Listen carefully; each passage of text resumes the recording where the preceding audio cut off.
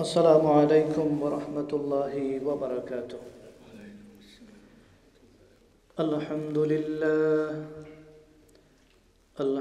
لله نحمده ونستعينه ونستغفره ونعوذ بالله من شرور أنفسنا ومن سيئات أعمالنا. من يهده الله فلا مضل له ومن يضلله فلا هادي له. ونشهد أن سيدنا وسندنا وحبيبنا وحبيب ربنا وشفيعنا ووسيلتنا ومولانا محمد وعلى آله وأصحابه وبارك وسلم تسليما كثيرا. فقد قال الله تبارك وتعالى في كلامه المجيد والفرقانه الحميد: أما بعد فأعوذ بالله من الشيطان الرجيم. بسم الله الرحمن الرحيم. إن الذين آمنوا وعملوا الصالحات وأقاموا الصلاة وآتوا الزكاة لهم أجرهم عند ربهم ولا خوف عليهم ولا هم يحزنون. اللهم صل على سيدنا مولانا محمد وعلى آل سيدنا مولانا محمد. اللهم صل وسلم وزد بارك عليه. সম্মানিত আমার শ্রদ্ধাভাজন মুরব্বিয়ানে কেরাম, আমার প্রিয় মুসল্লিয়ানে আযম, ঘর থেকে যারা শুনেন আমার মায়ের জাতি, আল্লাহ সুবহানাহু ওয়া তাআলার দরবারে অসংখ্য অগণিত শুকর অন্তরের অন্তঃস্থল থেকে আদায় করি, যেই মহান আল্লাহ পাক রব্বুল আলামিন আমাদেরকে আজকে জুমার দিন বিরাট ফজিলতওয়ালা, বরকতওয়ালা, মাগফিরাতওয়ালা মাসের এই জুমার দিনে আল্লাহর ঘর মসজিদে এসে নামাজ পড়ার, তাসবিহ তাহলিল করার যে আল্লাহ আমাদেরকে তৌফিক দিয়েছেন, সেই আল্লাহর শুকরিয়া অন্তরের অন্তঃস্থল থেকে আদায় করি। আমরা মন প্রাণ উজাড় করে বলি আলহামদুলিল্লাহ। আজকে আমি যে বিষয় নিয়ে আলোচনা করার ইরাদা করেছি সেই বিষয়টা হলো ইসলামের তৃতীয়তম ভিত্তি যাকাত। যাকাত হচ্ছে ইসলামের 3 নম্বর ভিত্তি। বুখারী শরীফের হাদিস শরীফের মধ্যে এসেছে, বুনিয়াল ইসলামু আলা খামসিন শাহাদাতান আল্লা ইলাহা ইল্লাল্লাহ ওয়া আন্না মুহাম্মাদার রাসূলুল্লাহ। এটা হচ্ছে প্রথম ভিত্তি। শাহাদা হচ্ছে প্রথম ভিত্তি, তারপরের ইকামাতিস সালাহ 2 নম্বর ভিত্তি, ওয়া ইতাইজ যাকাত 3 নম্বর ভিত্তি। ইসলামের এই 3 নম্বর বুনিয়াদকে আমাদের ভালো করে জানা দরকার। হাদিস শরীফের মধ্যে এসেছে, লা তাজুলু কাদামা, কাল কিয়ামতের ময়দানে আপনার পা সামনের দিকে বাড়াতে পারবেন না যতক্ষণ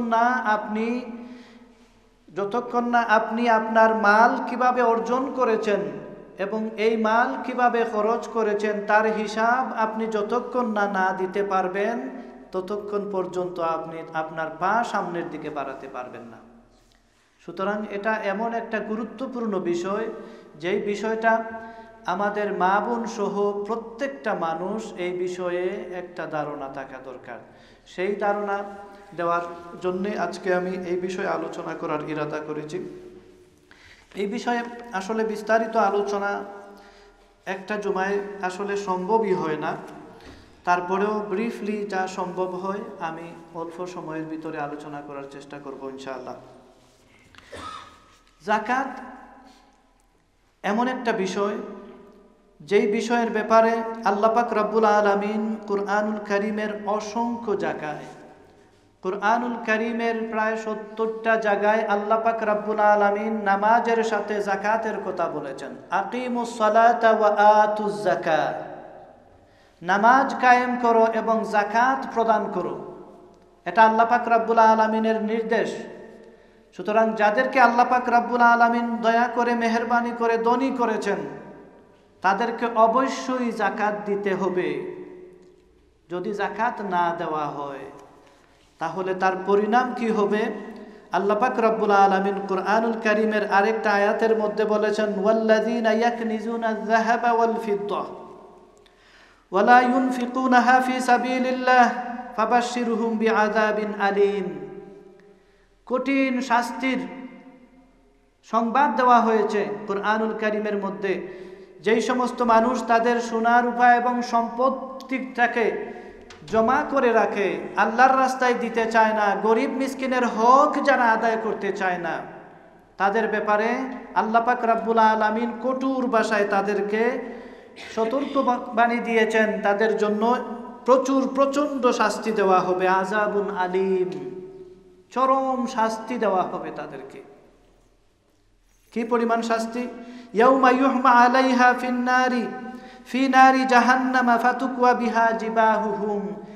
আমাদের এত মায়ার সম্পত্তি, এত আদরের ধন, এত আদরের জুয়েলারি, এত আদরের সোনাদানা, যার জন্য আমরা কত ঝগড়াঝাটি করি, কত কিছু করি, জীবন দিতে প্রস্তুত যেই সম্পত্তির জন্যে, এই সম্পত্তি কাল কিয়ামতের ময়দানে দুজখের আগুনে এমন করে গরম করা হবে, গরম করে ফাতুকুয়া বিহা জিবাহুহুম ওয়া জুনুবুহুম, গরম করে এই সম্পত্তিটাকে কপালে তালি দেওয়া হবে, সীসা গলিয়ে সেই সীসা দিয়ে প্রচণ্ড গরম এমন এক জিনিস দিয়ে কপালে তালি দেওয়া হবে। ওয়া জুনুবুহুম, এবং দুই পাশে, আপনার শরীরের দুই পাশে তালি দেওয়া হবে। ওয়া জুহুরুহুম হাযা মা কানাজতুম, এবং পিঠের মধ্যে তালি দেওয়া হবে এবং বলা হবে হাযা মা কানাজতুম, হাযা মা কানাজতুম, এই হচ্ছে তোমার আদরের সম্পদ, এই হচ্ছে তোমার আদরের সোনা গহেনা। সুতরাং এই আয়াতে কারিমা থেকে বোঝা যায় যে এত মায়ার সম্পদ, এত মায়ার ধন সম্পদ, সোনা দানা, এর যদি হক যদি আদায় করা না হয়, গরিব মিসকিনের যে অংশ রয়েছে আপনার উপরে, এই অংশ যদি আপনি না দেন, তাহলে কাল কিয়ামতের ময়দানে এইভাবে প্রচণ্ড শাস্তি দেওয়া হবে। হাদিস শরীফের মধ্যে এসেছে, আল্লাহ রাসূল বলেছেন, যেই ব্যক্তি যাকাত দান করবেন না, মান আতাহুল্লাহু মালান, যাকে আল্লাহ পাক রব্বুল আলামিন মাল দিয়েছেন, ফালাম ইউআদ্দি যাকাতাহু, যেই ব্যক্তি এই মালের যাকাত, এই গরিব মিসকিনের হক আদায় করবেন না, মুসিলা লাহু মালুহু ইয়াউমাল কিয়ামাতি, এই মালকে কাল কিয়ামতের ময়দানে চরম বিষাক্ত একটা সাপে পরিণত করা হবে। এই সাপ এমন একটা বিষাক্ত সাপ, আপনাকে পেঁচিয়ে পেঁচিয়ে সামনে এসে আপনাকে এই আপনার মহব্বতের মাল আপনাকে চুবল দিতে থাকবে, এখান থেকে পালানো সম্ভব হবে না।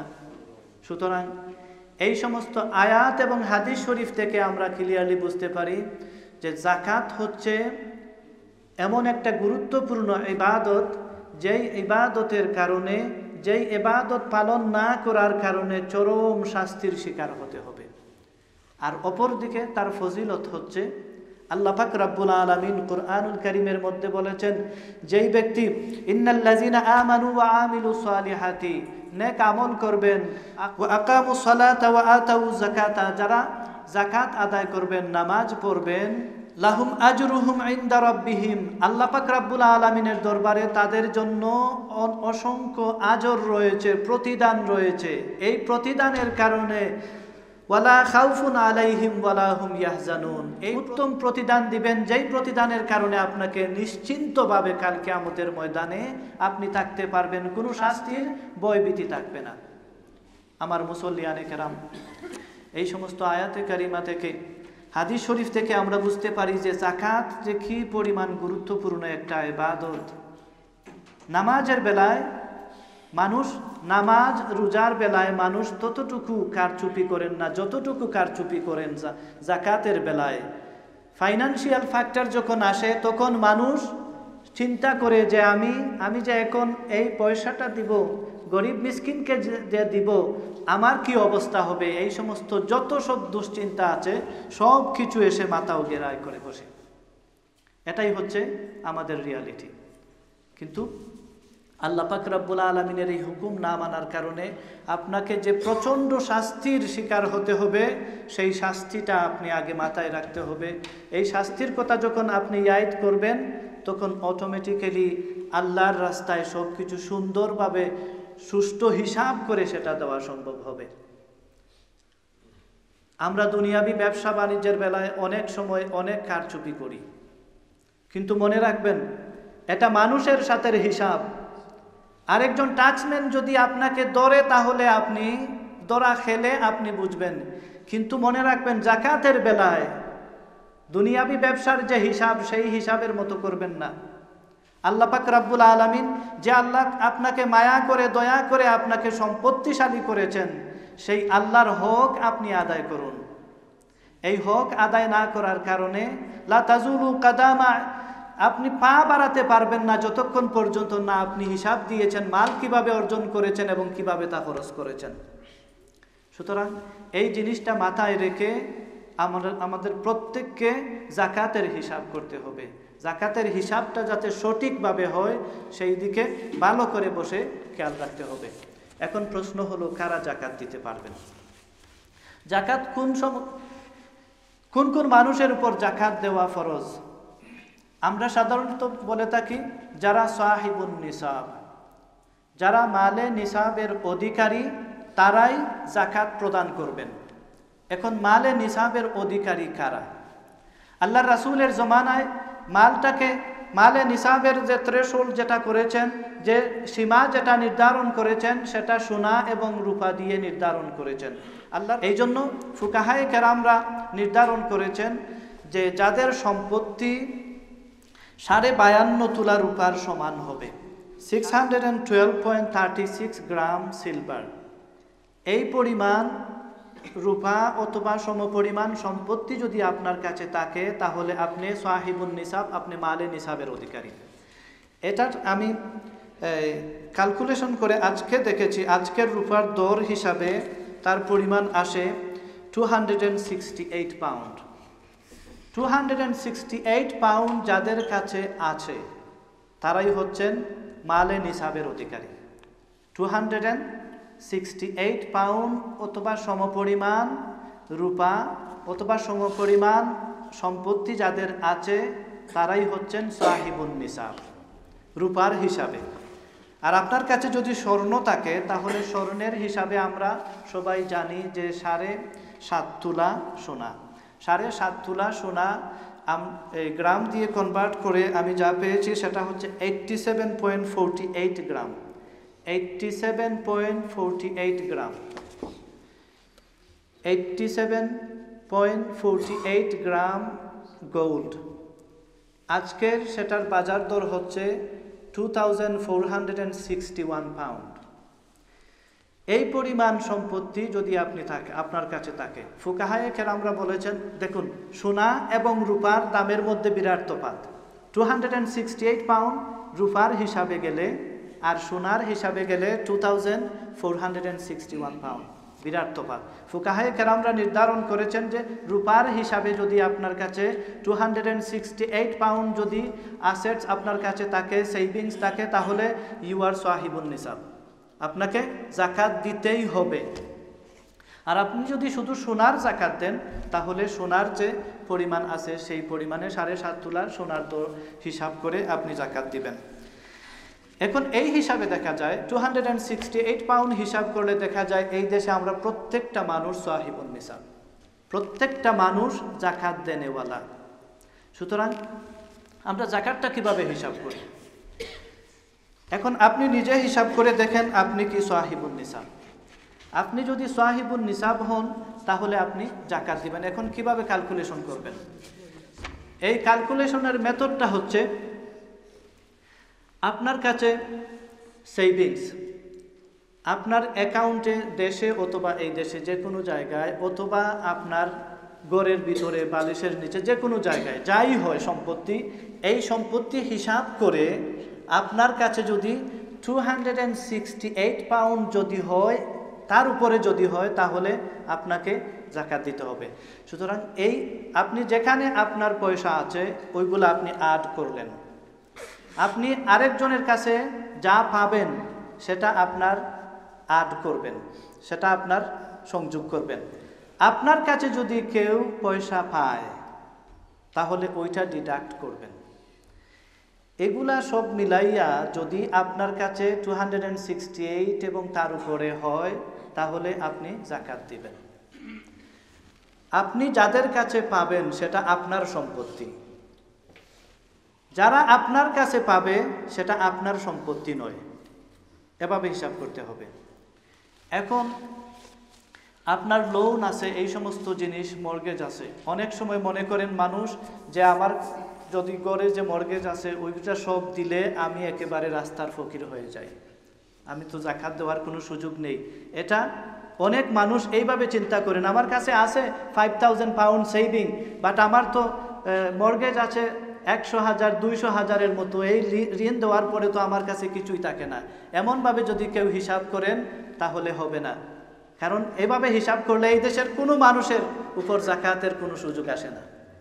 ফুকাহায়ে কেরামরা বলেছেন যে যাদের কাছে লং টার্ম এবং শর্ট টার্ম লোন যাদের আছে, শর্ট টার্ম লোন যেটা বছরের ভিতরে পে করতে হয় সেটা আপনি ডিডাক্ট করবেন। লং টার্ম লোন যেটা আছে সেটা আপনি ইমিডিয়েট ইনস্টলমেন্ট যেটা আছে সেটা আপনি ডিডাক্ট করবেন, বাকিটা করবেন না। যদি সেটা করতে যান আপনি কোনো দিন জাকাত দেওয়া সম্ভব হবে না আপনার। এই হচ্ছে সিম্পল হিসাব। এখন আপনি যখন সাহিবুন নিসাব হবেন তখন কি পরিমাণ জাকাত আপনাকে দিতে হবে? বেশি না, মাত্র 2.5%। আমরা যারা ট্যাক্স পে করি 20%, যারা হাইলি ইনকাম করেন 20, 30, 40% পর্যন্ত ট্যাক্স পে করতে পারেন। আর আল্লাহর ট্যাক্স হচ্ছে মাত্র 2.5%। এটা দিতে এত কারচুপি কেন? সামান্য পয়সা, গরিবের হক, যেটা আদায় না করলে আল্লাহ পাক রব্বুল আলামিন কাল কিয়ামতের ময়দানে আপনার এই সম্পত্তিকে, মহব্বতের এই মালকে আপনার কপালে, দুই বাহুতে এবং পিঠে যেখানে সীসা গলিয়ে গরম করে যেখানে তালি দেওয়া হবে, সেইখানে আপনি এই মাল নিয়ে এত কারচুপি করার কোনো প্রয়োজন নাই। আল্লাহ পাক রব্বুল আলামিন আমাদের প্রত্যেককে এই জিনিসটা বোঝার তৌফিক দান করুন। এখন আরেকটা বিষয়, আমাদের মহিলাদের ঘরে অনেক সময় আমরা অনেক সময় কনফিউশনে পড়ি। যারা মহিলাদের অনেক সোনা গহেনা আছে, তারা মনে করেন যে স্বামীরা সেই সোনা গহেনার জাকাত স্বামীরা দিবেন। একেবারে সিম্পল একটা কথা আমি বলি, যার মাল তার জাকাত, যার মাল তার জাকাত। সোনার মালিক যদি আপনি হন আপনাকে দিতে হবে জাকাত। হ্যাঁ, আমার মা বোন যারা, তারা বলতে পারেন যে আমরা একসাথে থাকি, আমার কোনো ইনকাম নাই, আমি রুজি করি না। আপনি আপনার স্বামীকে বলেন, এটা আপনার দায়িত্ব, যার মাল তার জাকাত। সুতরাং আপনি আপনার স্বামীকে বলুন যে আমি তো রুজি করি না, যদি এই সোনা বিক্রি করে জাকাত দিতে হবে, আপনি যদি চান সেটা বিক্রি করে দিতে আমি দিব, না হয় আপনি ওইটা দিয়ে দেন। এটা অনুরোধ করতে পারেন। আর স্বামীরা যদি দেন তাহলে এটা স্ত্রীদের পক্ষ থেকে, স্বামীদের পক্ষ থেকে স্ত্রীদের উপর এহসান। কিন্তু আসল নিয়মটা বোঝা দরকার। তো জাকাত সম্পর্কে আসলে অনেক প্রশ্ন অনেকের কাছে আছে। এই সম্পর্কে বিস্তারিত বোঝার জন্য আগামীকালকে জোহরের নামাজের পরে যদি আপনাদের এই যাকাত সংক্রান্ত বিষয়ে কোনো প্রশ্ন থাকে তাহলে ইনশাআল্লাহ আমি সেটা আপনাদের জবাব দিব। যেহেতু সময় একেবারে কম, কিন্তু এই বিষয়ে কভার করা আসলে অনেক লম্বা সময়ের প্রয়োজন। আল্লাহ পাক রব্বুল আলামিন আমাদের প্রত্যেককে জাকাতের ব্যাপারে সঠিক হিসাব করা, জাকাত আদায় করার ব্যাপারে যাতে খুব ভালো করে উদ্যোগ নেওয়া হয়, যাতে ভালো করে ক্যালকুলেশন করা হয়, এই দিকে বিশেষভাবে নজর করার জন্য আমি প্রত্যেক মুসল্লিয়ানে কেরামকে অনুরোধ জানাচ্ছি। এবং আরেকটা বিষয়, জাকাত সদকা যাদেরকে দেওয়া হয়, হাদিস শরীফের মধ্যে এসেছে আমরা আজকাল অতি সহজে টিভিতে ফোন করে আমাদের জাকাতের পয়সা দিয়ে দিলাম, কিন্তু হাদিস শরীফে তিরমিজি শরীফের হাদিস শরীফের মধ্যে এসেছে সদাকাতুন মিসকিনে সদাকাতুন, আপনি একজন গরিব মিসকিনকে জাকাত সদাকা দান করলেন, এটা শুধুমাত্র সদাকা হলো। আর আপনি যদি আপনার জাউর রাহমাত, আপনার যদি কোনো নিকট আত্মীয়কে, রক্ত সম্পর্কিত কোনো আত্মীয়কে যদি জাকাত দেন, চিন্তা নেই, আপনার দ্বিগুণ সওয়াব হবে। সদাকাতুন ওয়াসিলাতুন, সদাকাও আদায় হলো, সিলাই রাহমিও আদায় হলো, ডাবল রিওয়ার্ড যেখানে পাওয়া যায় সেখানে সেই দিকে বিশেষ করে নজর দেওয়ার আমি অনুরোধ জানাচ্ছি। Today I was talking about one of the very important pillar of Islam, third pillar of Islam, which is zakah. Charity is compulsory for a rich people. Who is the rich? Islamically, the threshold of rich is Sahibun Nisab. Sahibun Nisab is, if we calculate with the silver, then Sahibun Nisab is only 612.36 gram silver. The value of silver is, today's values of this amount of silver is 268 pounds. So that means who have got savings 268 pounds, they are Sahibun Nisab, they must have to pay zakat. If we calculate with the gold, then the amount of gold is 87.48 gram. 87.48 grams gold, if you process in your process for whole year, that you are a Sahibun Nisab, you must have to pay zakat.